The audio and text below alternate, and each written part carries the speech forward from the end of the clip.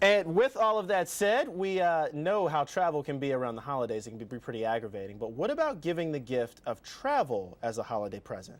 It's not such a bad idea, but before you book a flight and reserve a room for your loved one, there are a few things you should keep in mind. Genevieve Brown is senior editor for Travelocity. She's here this morning with more on what you can do if you plan on gifting a trip this holiday season. Genevieve, good morning to you. Good morning, Terrell. So how do you do this? How do you give the gift of a trip? Well, here's the thing about the gift of travel, and I know you haven't finished your holiday shopping yet, so this might be a good idea for you.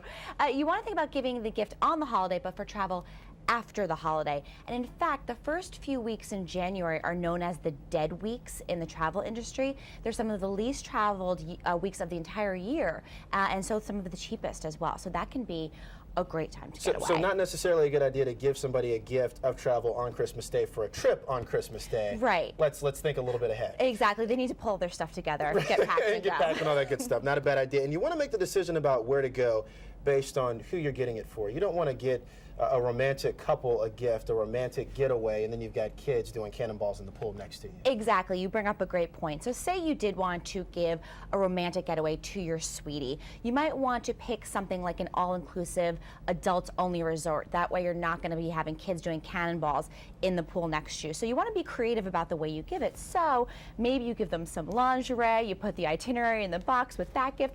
They get the idea.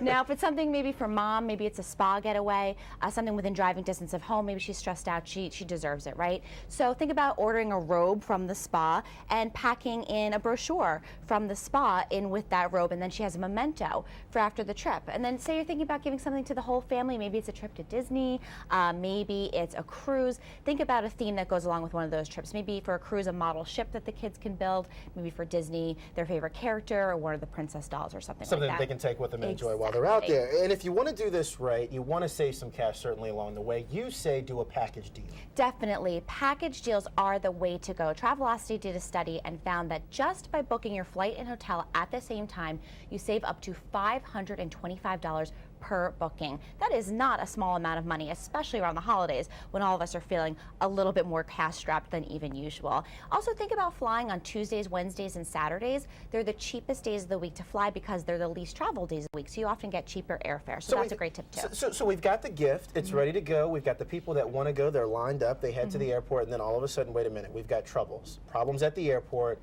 problems with the hotel. You say do your homework before you go. That's true. Be very sure about your travel dates before you go, especially when you're talking about a trip that involves airfare. While hotels are pretty lenient about their cancellation policies, you can generally cancel up to 24 hours before you arrive. Airlines, not the same situation. They're going to charge you $150 to change your ticket plus any difference in fare. So you want to be absolutely sure about the dates of your trip so you don't get stuck with the change fee. And don't forget to make sure that when you buy an airline ticket, you use the exact information as it appears on your identification and on the identification of the person you're purchasing the gift for as it appears exactly on their ID, or else you might have problems at the airport at security. Yeah, it's happened to me several times before, traveling all the time. All right, there you go, Genevieve Brown from Travelocity. And you know what? I'll take that advice from you too. It's the last minute Christmas shopping. Exactly. It's the least that you can do. That's right. Genevieve Brown, thank you so much. Thank Appreciate you. it.